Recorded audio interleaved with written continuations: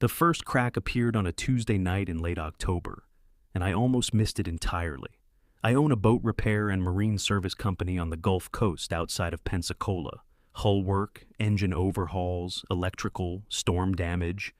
The kind of work that gets done before sunrise and sometimes doesn't stop until well after dark. I was in the shop that evening finishing a compression test on a twin-engine offshore boat when I heard my wife's voice drifting down from the upper parking area.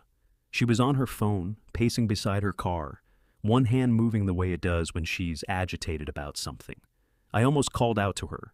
Then I heard the tone, not the voice she used with her sister, not the voice she used with the women from her yoga class. Something else entirely, lower, softer, more careful. I stayed where I was and listened. I know, I just need a little more time. He's completely absorbed in the business. He barely notices what day it is. A pause.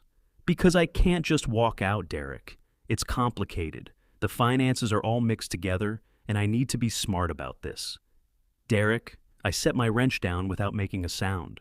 My name is Marcus Hale. I'm 44 years old, and I've been married to my wife Pamela for 11 years. No children. We talked about it in the early years, but the timing never seemed right. And then the window started closing, and somewhere in there we both just stopped bringing it up. We have a house 20 minutes from the shop, 2 cars, a joint account, a reasonable life. I thought it was a good one. I walked quietly to the edge of the bay door and watched her through the gap. She had her back to me, still pacing. She was wearing a blouse I'd never seen before, cream-colored, fitted, and her hair was down in a way she usually only wore for occasions. It was a Tuesday. We had no occasion. I'm working on it, she said. Just give me a few more weeks. I went back to the engine. I finished the compression test. I wrote up the notes. I cleaned my hands, locked the shop, and drove home. Pamela got back 40 minutes after I did, came in through the kitchen, poured herself a glass of water, asked how my day was. I said fine. She said hers was long. We watched television for an hour and went to bed. I lay in the dark and thought about the word complicated and what exactly she'd meant by the finances being mixed together. The next morning, I started paying attention. Not in an obvious way. I didn't go through her phone, didn't follow her, didn't ask questions that would tell her I was looking. I just watched the way I watch an engine when something in the sound is slightly off before I can identify what it is. I've been doing this kind of diagnostic work long enough to know that the worst thing you can do before you have your answer is let the problem know you're looking for it. Over the next 10 days, I built a picture. Pamela worked in healthcare administration at a regional hospital group. Scheduling, billing oversight, department coordination, solid work, good hours, occasionally demanding. She'd worked there for 7 years. What I noticed now, paying closer attention, was that her hours had gotten longer in ways that didn't quite track. Late meetings on Thursdays that she mentioned in passing. A weekend training in Mobile that I realized I'd never been given details about. Our joint credit card statements told me more. A restaurant I didn't recognize, dinner for 2, a Thursday in September, a hotel charge from October. The same weekend she'd told me she was staying at her colleague Brianna's house because the training ran long. I called Brianna's number from a work phone on a Thursday afternoon, told her I was following up on a vendor invoice and asked if Pamela was nearby. Brianna said Pamela wasn't in her department and she hadn't seen her in weeks. I thanked her and hung up. That evening I pulled up the security footage from the marina parking lot. We have cameras covering every angle of the property, installed after a break-in 2 years ago, and scrolled back through the past 6 weeks of recordings. I found what I was looking for on a Wednesday night 3 weeks earlier. A dark blue pickup I didn't recognize had pulled into the far end of our lot after hours. Pamela's car was already there. She'd told me she was working late on a billing backlog. In the footage, she walked across the lot and got into the passenger side of the truck. They sat there for 40 minutes. When she came back to her car, she paused and looked at her phone for a moment before driving away. Something about the way she stood, relaxed, unhurried, told me this wasn't the first time. I ran the plate on the pickup through a contact I had at the county tax office. A man named Gil, who owed me a favor from a boat repair I'd done on the cheap 2 years prior. He ran it without asking why. Derek Sisson, 38 years old, residential contractor, address in Navarre, about 30 miles east. I spent the following afternoon doing what I do when I'm diagnosing something I don't fully understand yet. I gathered information before I formed a conclusion. I found his business online, a remodeling and renovation company with a decent website and a Google listing showing mostly 4-star reviews. I found his social media, mostly job site photos and weekend boat pictures. Nothing that mentioned Pamela, nothing that needed to. What I did find on his personal page from 18 months ago was a photo at a hospital foundation fundraiser. Pamela was in the background of one of the shots, not next to him, not obviously together, but in the same frame at the same event. I zoomed in. They were both looking at something off camera, but their body language said they were aware of each other. 18 months.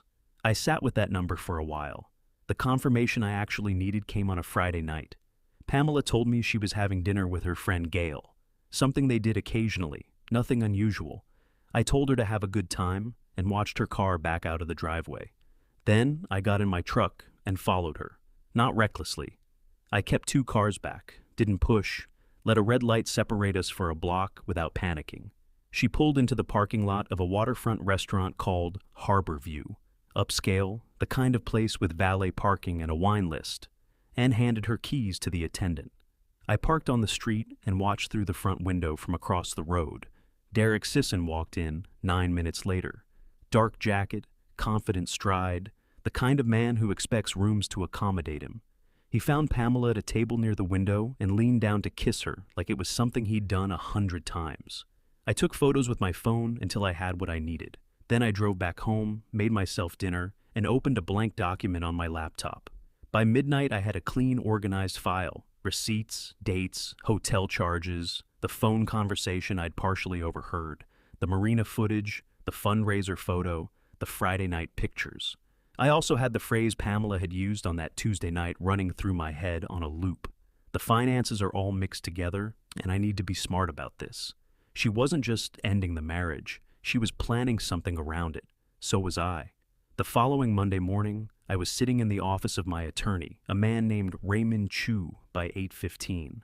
Raymond has handled my business contracts for 9 years. Commercial leases, liability agreements, vendor disputes. He's methodical, unsentimental, and about as easy to rattle as a concrete pier in a flat calm.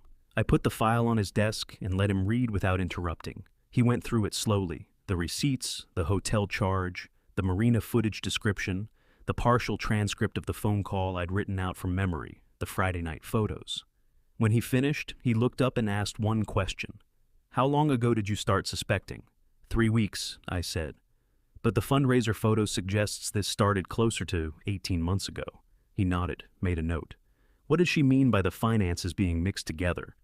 "That's what I need to understand before I do anything else." Raymond leaned back. "Smart. Walk me through your asset structure." We spent the next 90 minutes doing exactly that. The marine service business, entirely mine, built over 14 years before the marriage, held in an LLC under my name alone. The commercial property the shop sat on, purchased in my name 7 years ago, before Pamela and I married, deeded to the same LLC. Our personal house, purchased jointly 4 years into the marriage, both names on the deed. Joint checking account, separate retirement accounts, a joint investment account we'd been contributing to for 6 years. Raymond tapped his pen against the desk. The joint investment account is the exposure. Everything else is either premarital or business held. How much is in it? Right now, about $94,000. And she could access it. Jointly, yes. But if she moves funds unilaterally before a divorce filing, that's dissipation of marital assets. It creates a claim, not a loss. He paused. Here's the question. Is she already moving money? I told him I didn't know. That was the next thing I needed to find out. He told me to pull 6 months of statements on every account we shared and bring them back within 48 hours.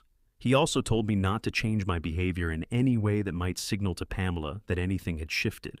I drove back to the marina and spent the afternoon under a boat hold doing fiberglass work, which is the kind of task that keeps your hands occupied and leaves your mind completely free. That evening, I sat at the kitchen table with Pamela and ate the dinner she'd made. Chicken, roasted vegetables, the kind of ordinary evening that now felt like a stage set. And I thought about 18 months of this running, underneath everything we'd shared, and I kept my face completely neutral. She talked about a frustrating billing software update at work. I listened and asked a follow-up question. She seemed pleased that I'd paid attention. I went to bed and set my alarm for 4:30. The statements were waiting in the online portal when I logged in before sunrise. I printed everything: checking, joint savings, the investment account, both credit cards. What I found in the investment account stopped me cold. Over the past 5 months, Pamela had made 11 withdrawals, none large enough individually to trigger an automatic alert, ranging from $800 to just under $3,000. Total amount moved, $19,400. The destination was an account I didn't recognize. I brought everything back to Raymond that afternoon. He went through the withdrawal history line by line, then looked at me over his glasses. "She opened a separate account," he said, "almost certainly in her name only. Can we find it?" "In Discovery, yes. But right now, what this tells me is that she's been preparing. She's been building a cushion she controls independently before initiating anything." I thought about the phone call again. I need to be smart about this. "So what do I do?" I asked. Raymond set the papers down. "You get ahead of her, today." By noon, I'd done 3 things. First, I transferred my half of the joint investment account balance, $47,000, into a business account under my LLC. Raymond had confirmed this was legally defensible as protecting business assets with documented premarital ties. It wasn't clean, but it wasn't wrong. Second, I called the joint credit card company and reduced the credit limit to $500, citing a fraud concern. Technically accurate given what I now knew about where our money had been going. Third, I had Raymond draft a letter to Pamela's attorney, except Pamela didn't have an attorney yet, which meant the letter went into a file marked ready to send. What I did not do was confront her. Not yet. I needed one more piece because Raymond had asked me a question I didn't have an answer to: whether Derek Sisson knew about the financial moves Pamela was making, and whether this was coordinated. That answer came 4 days later, from a direction I hadn't expected. My dock manager, a man named Felix, who'd worked for me for 6 years and knew everyone in the local Marine community, came into the shop on a Thursday morning with an expression I recognized as the one he wore when he had information he wasn't sure he should share. I waved him in and closed the office door. Felix told me that Derek Sisson had approached our fuel dock vendor the previous week about sponsoring a waterfront renovation project. The project in question was a residential compound on the water, high-end, custom, the kind of build that runs well into 7 figures. Derek had described his investor as a silent partner who preferred to stay unnamed, but had recently come into a significant sum through a pending divorce settlement. I looked at Felix for a moment. "How do you know this?" I asked. "Vendor's my brother-in-law," he said. "He called me because Sisson used your last name when he mentioned the marina, like he was dropping it to establish credibility." I thanked Felix, asked him to keep it between us, and waited until he left to pick up my phone. I called Raymond. "It's coordinated," I said. "She's not just preparing to leave. She's building a future with him using money she expects to get in the settlement. He's already pitching investors using projected divorce proceeds." Raymond was quiet for exactly 3 seconds. "Then we don't wait any longer. When do you want to file?" "Not yet," I said. "I want her to sit across from me first. I want her to have to look me in the face." "Why?" I watched a pelican drop onto one of the dock pilings outside my window and fold its wings. "Because I want to know if she'll tell me the truth when she has the chance, or if she'll keep performing until the last possible moment." Raymond's tone didn't change. "That's personal." "Yes," I said. "It is." I made a reservation at a restaurant called The Quarterdeck that Saturday night, a place Pamela and I had gone on our 5th anniversary. Waterfront, quiet, good food. She seemed surprised when I suggested it, in a way that almost looked like guilt. She got dressed carefully, wore earrings I hadn't seen in months. We sat across from each other with the water dark behind the window and ordered drinks, and I watched her be normal, relaxed, attentive, asking about a customer I'd mentioned that week, laughing at something the waiter said, and I thought about how completely a person could live 2 lives if they were practiced enough. Halfway through dinner, I set my phone on the table, screen up, and slid it toward her. The photo on the screen was from the Friday night at Harborview. Pamela and Derek at the table near the window, his hand over hers, both of them leaning toward each other. Pamela looked at it. Her face went still in a way that had nothing to do with surprise and everything to do with calculation. She was deciding what version of this to attempt. I spoke before she could. "I know about the account," I said. I know about the 19,000. I know about his renovation project and what he told the vendor last week about the settlement money he's expecting. She put the phone down. Her hands were steady. I'll give her that. How long? She asked. How long have I known? Or how long have you been planning? She didn't answer. I heard you on the phone 6 weeks ago, I said. In the marina lot. You said the finances were all mixed together and you needed to be smart about it. I picked up my water glass. I've been smart about it too. Something shifted in her expression. Not remorse exactly. More like the recognition that the advantage she thought she had was gone. I was going to tell you, she said. I looked at her. No, you weren't. You were going to leave me with a depleted account, a settlement claim on the joint assets, and a head start on a life you'd already half built with someone else. I set the glass down. That's not telling me. That's robbing me on the way out. The table between us felt very wide. Derek, she started. Derek is pitching investors using money he expects to come from our divorce, I said. Which means this isn't you finding something real. This is two people who decided I was a resource before they decided I was a problem. Pamela looked at the window. Outside, a shrimp boat moved slowly across the harbor lights. I'm not who you needed anymore, she said quietly. Maybe not, I said. But you didn't have the conversation. You had the exit strategy. I paid the check and drove us home in silence. When we pulled into the driveway, she didn't move right away. What happens now? She asked. Tomorrow morning, I said. Raymond files. I got out of the truck and went inside. She sat in the car for 11 minutes. I know because I checked the driveway camera later that night, going through the footage the way I'd gone through everything else over the past 6 weeks. Carefully, without rushing, making sure I had the complete picture before I drew any conclusions. By morning, I had everything I needed, and Pamela was about to find out what smart about this actually looked like from the other side of the table. Raymond filed Tuesday morning. Pamela was served at her office at 11:15. A process server walking through the hospital administration corridor, handing her the envelope in front of 3 colleagues. I didn't arrange that timing to be cruel. I arranged it because Raymond told me serving her at home gave her more opportunity to respond emotionally in an uncontrolled environment, and I wanted her first reaction to happen somewhere. She had to keep herself composed. By noon, she'd called me 4 times. I let all 4 go to voicemail. The first message was controlled, the second was confused, the third was angry, the fourth was something quieter and harder to name. The voice of someone who has just realized that the ground they were standing on was never as solid as they believed. I listened to all 4 that evening, sitting on the back deck of my house with a cup of coffee, then forwarded them to Raymond without comment. Her attorney entered the picture 48 hours later, a woman named Candace Holt, known locally for aggressive asset claims and high net worth divorces. Raymond recognized the name immediately and seemed mildly pleased, the way a chess player looks when his opponent makes the move he was hoping for. She'll come in hard on the joint assets, he said. Investment account, the house, spousal support claim based on income disparity. Let her come. The 19,000 she moved is our opening, he said. We document it as dissipation, file for reimbursement, and use it to establish that she began preparing for this divorce well in advance of any filing. That shifts the narrative from wrong spouse to strategic actor. What about Derek's project?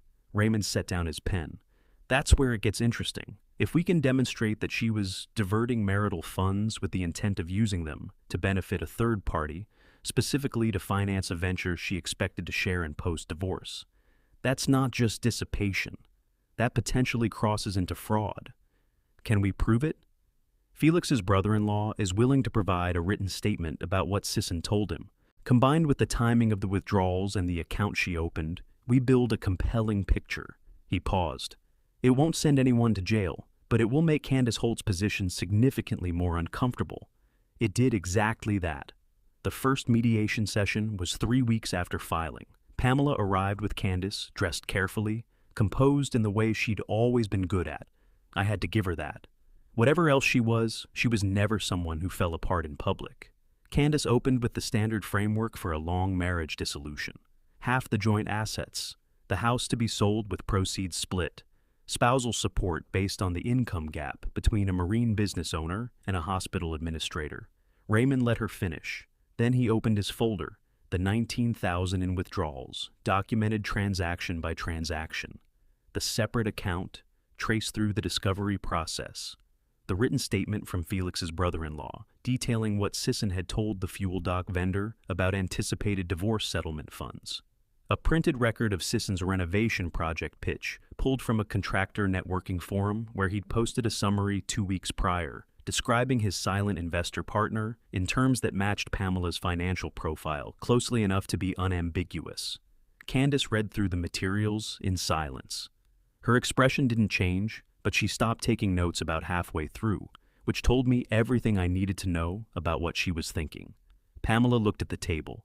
Your client diverted nearly $20,000 from joint accounts over a 5-month period, Raymond said, into an account she controlled independently, during a period when she was actively planning the dissolution of this marriage. Additionally, there is documented evidence suggesting those funds were intended to support a venture involving a third party, specifically the individual with whom she has been conducting an extramarital relationship for the better part of 18 months.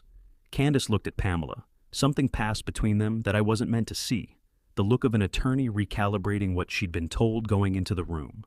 We'll need to recess, Candace said. They were out for 40 minutes. When they came back, the opening position had changed substantially. No spousal support claim. The house to be sold with proceeds split after documented reimbursement of the $19,000, plus legal costs Raymond had itemized. Pamela keeps her car, her personal accounts, her retirement contributions. I keep the business, the commercial property, the shop equipment, and the LLC assets in their entirety, which had never been in dispute given their premarital origin. Raymond looked at me. I nodded. We signed the mediation agreement before 5 o'clock. Walking out of that building into the late afternoon, I felt something I hadn't expected. Not relief, not satisfaction, just a kind of tiredness that wasn't unpleasant. The way you feel after a long haul on a job that needed doing. What happened to Derek Sisson after that wasn't something I engineered. It was something that happened because the truth has a way of moving through small communities, whether anyone carries it or not. Felix told me the fuel dock vendor had quietly withdrawn from any conversation with Sisson about the waterfront project.